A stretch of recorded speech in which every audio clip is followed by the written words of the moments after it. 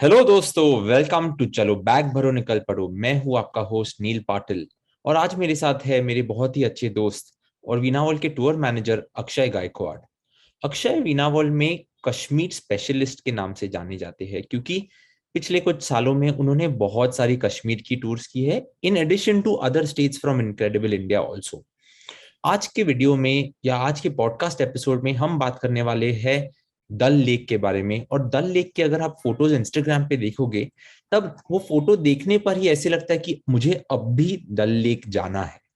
तो डल लेक बॉलीवुड में भी फेमस है क्योंकि आपने डल लेक का शूटिंग बहुत सारी मूवीज में देखा है और बॉलीवुड सभी को प्यारा होता है। सो अक्षय, वेलकम टू चलो बैक भरो निकल पड़ो।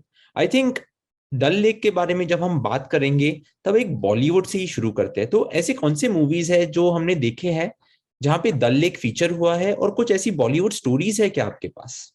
यस यस यस, जरूर Neel. Thank you so much for giving me this opportunity.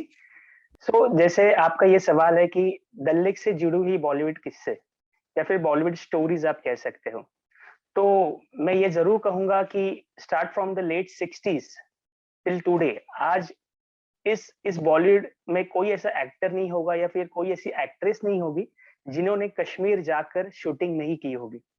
तो हम शुरुआत करेंगे लेट 60s से। तो लेट 60s में अगर हम बात करते हैं तो हमारे आंखों के सामने बहुत ही खूबसूरत एक एक्टर आता है, वो यानी कि शम्मी कपूर और शशि कपूर। तो इनके बहुत से पिक्चरों के जो शूटिंग है वो इसी कश्मीर रीजन में की गए हैं। और जिस बारे में अभी हम बात कर रहे हैं वो यानी कि डल लेक। तो डल लेक में भी बहुत से गानों की शूटिंग जो इन पिक्चरों में की गई है। तो शशि कपूर के बारे में अगर हम बात करेंगे तो जब जब फूल खिले, तो ये पूरा मूवी जो है वो पूरी तरह से इस डल झील में ही शूट किया गया है। I like to tell you one more thing about Shashi Kapoor कि इस पिक्चर की शूटिंग जब भी हो रही थी तो उस दौरान शशि कपूर ने लगभग 2 या 3 महीने उस डल झील में बिताए हैं, क्योंकि उस पिक्चर में उन्हें एक ऐसा रोल निभाना था जिसमें वो एक शिकारा राइड चलाने वाले थे। तो वो पूरी प्रैक्टिस और साथ ही साथ वो शिकारा प्रॉपर करने के लिए, तो one of the most dynamic actor इसलिए उसे कहा जाता है क्योंकि उन्होंने बहुत ज्यादा प्रैक्टिस की थी उस पिक्चर के दौरान, क्योंकि वो एक अच्छा रोल इस पिक्चर में निभा सके। तो इस पिक्चर की शूटिंग उस गाने में या फिर इस पूरे पिक्चर में आप डल लेक को जरूर देख सकते हो। और ये होने के बाद शम्मी कपूर को कौन भूल सकता है, क्योंकि शम्मी कपूर का लगभग मोर देन 50 या 60% पार्ट अगर किसी भी मूवीज में अगर आप देखोगे तो वो सिर्फ कश्मीर में ही शूट किया गया है। तो एक उनकी फेमस मूवी यानी कि कश्मीर में कश्मीर की कली जिसे कहा जाता है, तो उसमें एक आपने सॉन्ग जरूर सुना होगा नील, ये चांद सा रोशन चेहरा, जुल्फों का रंग सुनहरा, ये झील सी नीली आंखें, क्या राज है उनमें गहरा। तो ये गाना सुनने के बाद में आपके आंखों के सामने भी और मेरे भी अभी आंखों के सामने जो पहली चीज जो आती है वो यानी कि डल लेक। और मैं एक बात और एक आपको कहना चाहता हूँ कि जब भी मैं इस रीजन में टूर करता हूँ या फिर जब भी इस सेक्टर में मैं टूर ऑपरेट करता हूँ ना नील, तो मैं लोगों को हमेशा कहता हूँ डल लेक करते हुए या फिर शिकारा राइड करते समय कि आपके मोबाइल में ये गाना जरूर स्टार्ट कीजिए और इस शिकारा राइड को आप जरूर एंजॉय कीजिए। तो ये हुई गई बात 60s और 70s के दौर की। और अभी भी फिलहाल अगर हम देखेंगे तो 80s के बाद में कुछ रीजन के वजह से कश्मीर ये बंद हुआ था, मगर फिर से जब ये कश्मीर ओपन हुआ तो उसको प्रमोट करने के लिए और बहुत से हमारे जो बॉलीवुड मूवीज है वो उस कश्मीर रीजन में शूट किए गए। सो अभी की अगर हम बात करेंगे तो स्टार्ट फ्रॉम शाहरुख खान, सलमान खान को कौन भूल सकता है। जैसे मैं शम्मी कपूर के बारे में कहता हूँ कि शम्मी कपूर को जितना कश्मीर से प्यार था, वैसे ही सलमान खान भी एक ऐसे एक्टर है जिन्होंने लगभग उनके करियर के जितने मूवीज किए हैं उसमें से मोर देन 40% मूवीज उन्होंने कश्मीर में आकर ही शूट किए हैं। तो और एक इम्पोर्टेंट थिंग, मुझे भी एक और मौका मिला था सलमान खान से मिलने का, तो ये भी इसी कश्मीर के दौरान हुआ था। तो ये सभी बातें रिलेटेड है डल लेक के साथ भी और कश्मीर के साथ भी। और बहुत से ऐसे बॉलीवुड मूवीज है, अगर हम बात करेंगे इस पूरे दौरान की तो मुझे ऐसा लगता है कि हमें 1 या 2 दिन लगेगा यह पॉडकास्ट खत्म करने के लिए।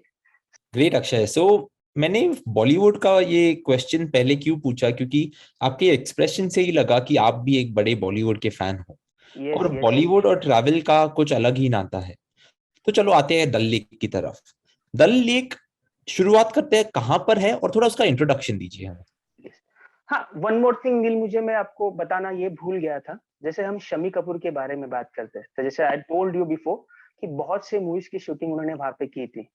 और शम्मी कपूर जी, इनका जब देहांत हुआ था, तो देहांत होने से पहले ही उन्होंने ऐसे कह के रखा था कि मेरी जो अस्थियां है वो किसी नदी में नहीं बहाकर वो जरूर आपको डल लेक में बहानी है।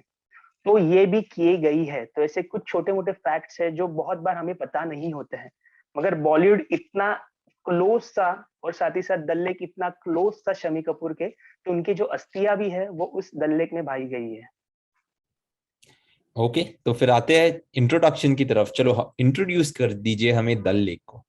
यस, डल लेक। अभी जैसे हम कहते हैं, अगर कश्मीर का राजा ये श्रीनगर है, तो राजा के सर के ऊपर एक मुकुट जरूर होता है, या फिर हम क्राउन जिसे कहते हैं। उस क्राउन के ऊपर एक छोटा सा जो हीरा जड़ा हुआ होता है, या फिर जिसे आप ज्वेल कहते हैं, तो वैसे ही ये जो डल लेक है, जैसे कश्मीर, अगर कश्मीर का श्रीनगर राजा है, तो उसके ऊपर जो लगा हुआ ज्वेल है वो यानी कि डल लेक है। और डल लेक के बारे में अगर बात करेंगे, तो it's an total middle part of the Srinagar. अगर देखेंगे तो इसका जो टोटल एरिया है वो लगभग 24 स्क्वायर किलोमीटर में पूरी तरह से फैला हुआ है। और इस लेक में आपको और भी बहुत सारी चीजें दिखाई देती है। ये सिर्फ लेक नहीं है कि हमारे आंखों के सामने एक झील दिखाई दे रही है, कुछ कबूतर या कह सकते हो, या फिर कुछ बर्ड्स आप कह सकते हो उसमें घूम रहे हैं, मगर इस लेक के साथ ही साथ इसमें और बहुत सी चीजें हैं जो आप जरूर वहां जाकर देखना चाहोगे।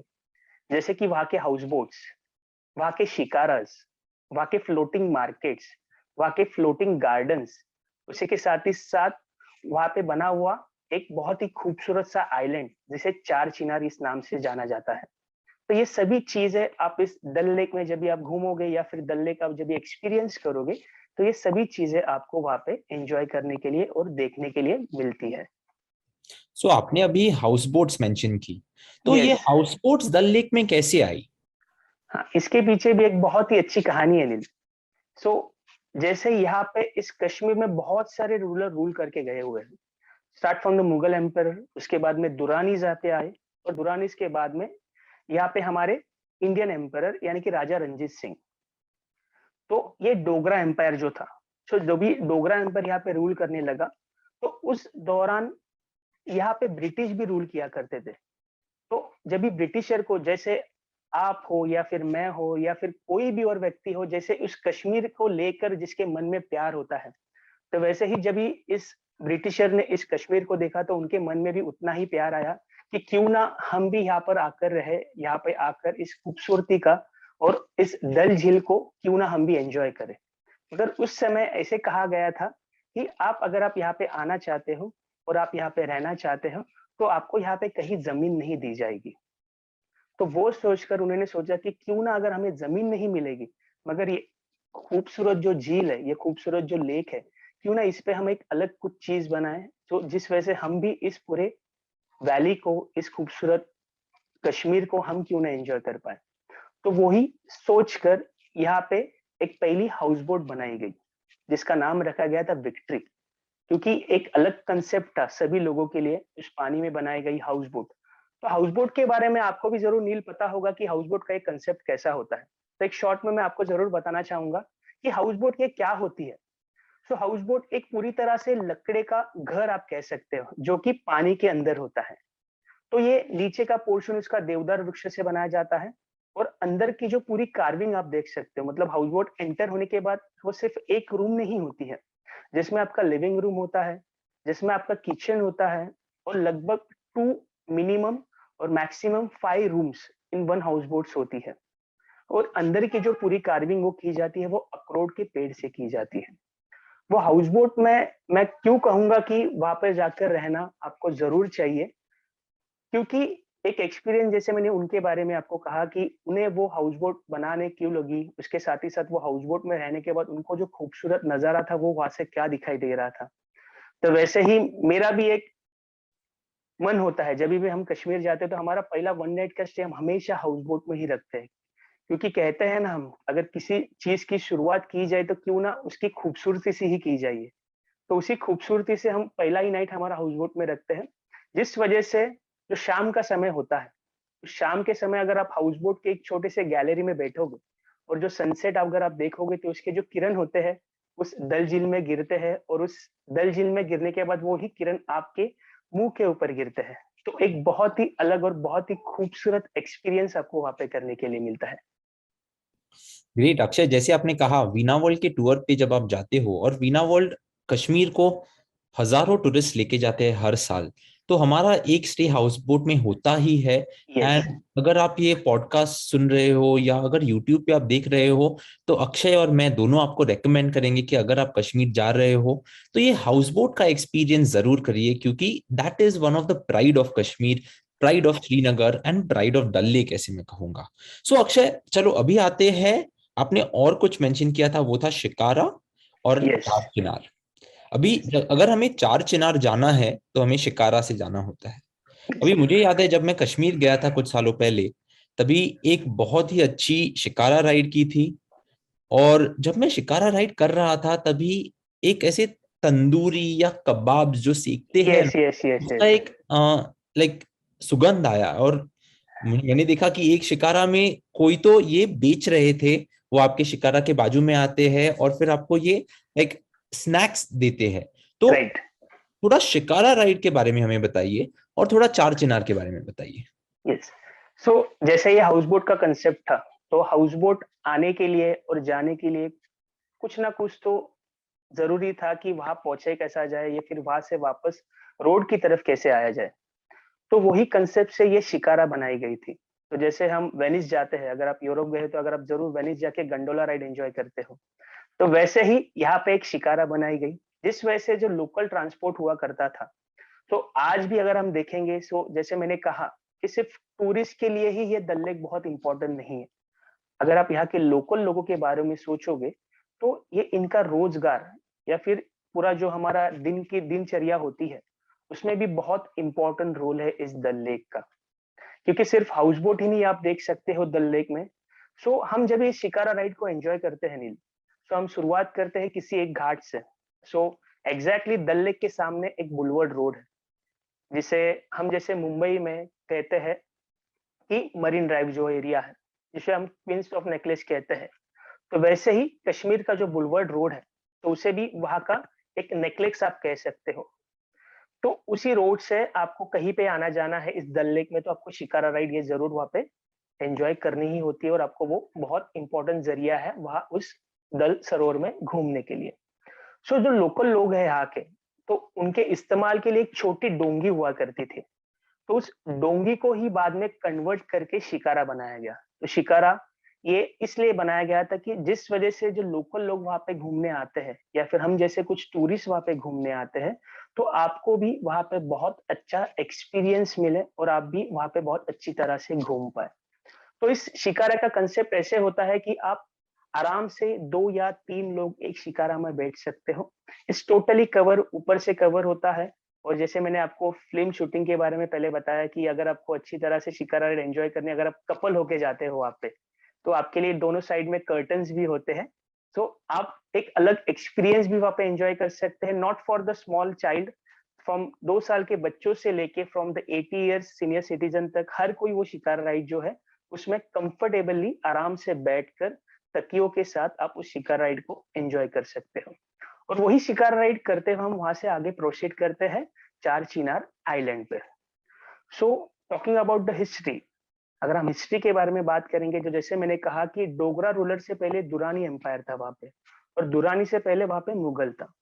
फिर टॉकिंग अबाउट अराउंड 16th और 17th सेंचुरी, तो उस समय वहां पे एक किंग रूल हुआ करते थे, वो यानी कि जहांगीर। सो जब ही जहांगीर राजा वहां पर पहुंचे, तो वहां पहुंचने के बाद उन्हें इस कश्मीर की जो खूबसूरती है वो बहुत भाई।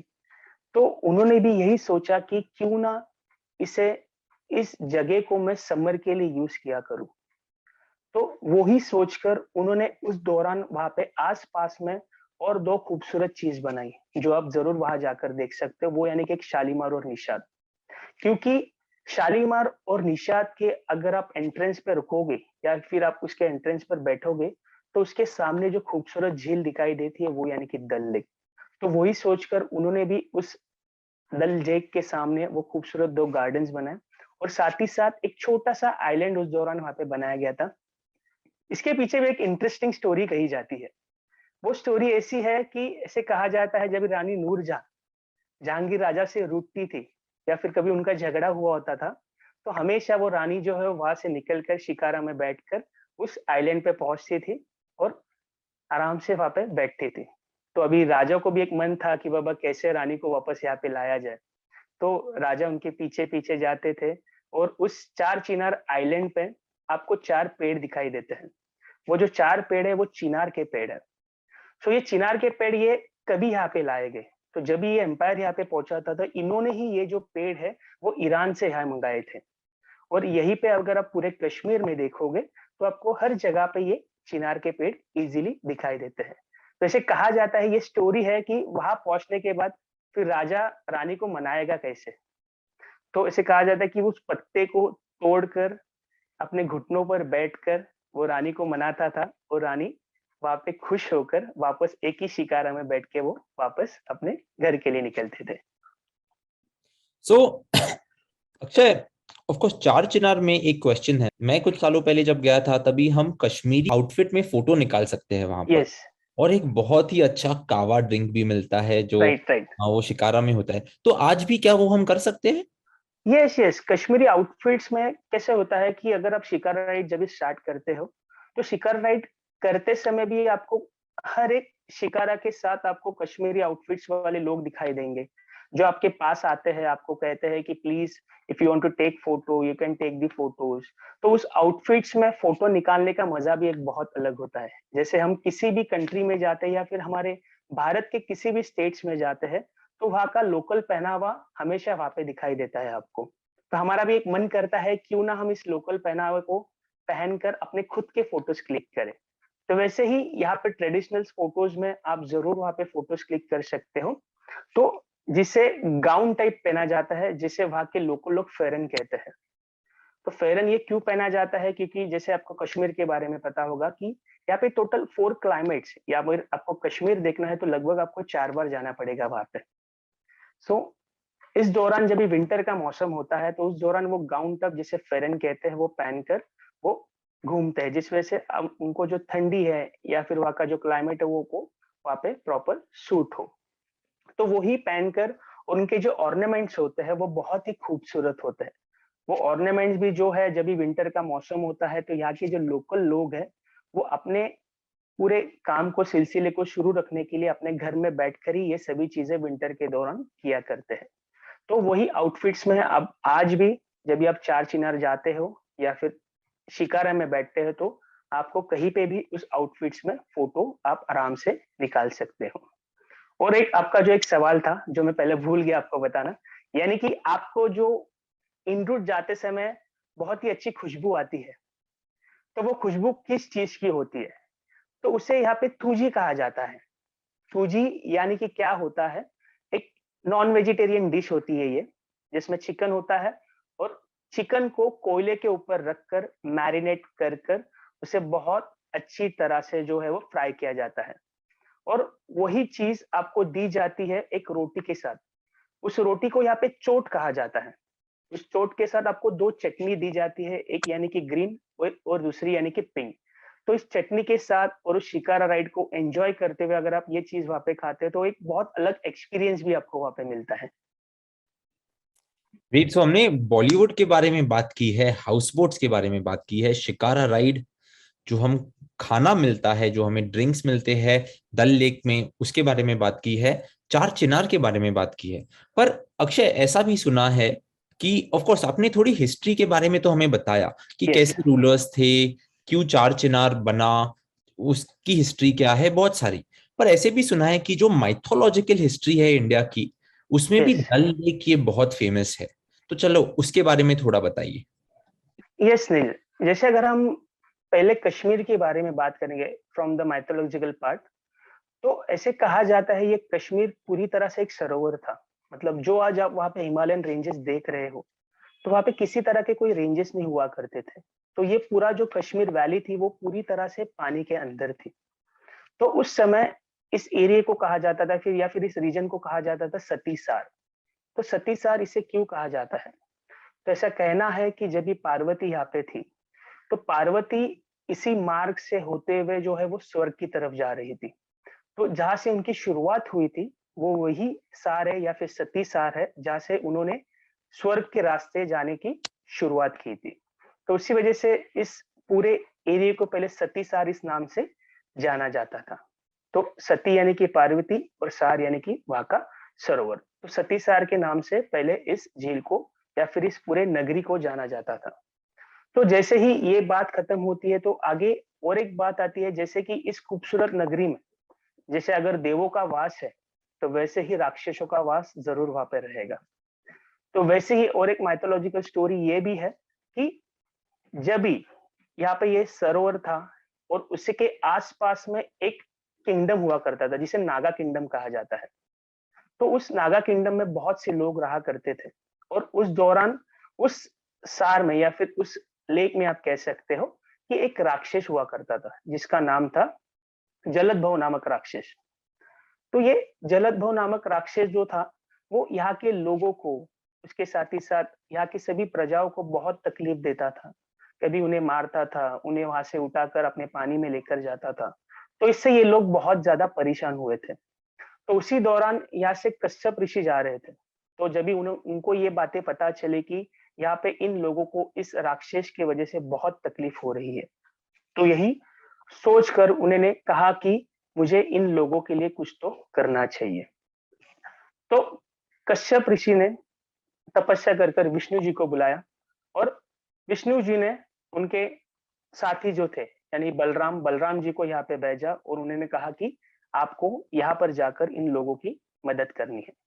तो बलराम ने उस समय उनका जो शस्त्र था, उस शस्त्र से कश्मीर वैली में ही एक लगने वाली बारामुल्ला की घाटी जो है, उस बारामुल्ला घाटी को फोड़ दिया या फिर आप कह सकते हो कि उसमें छेद गिरा दिया।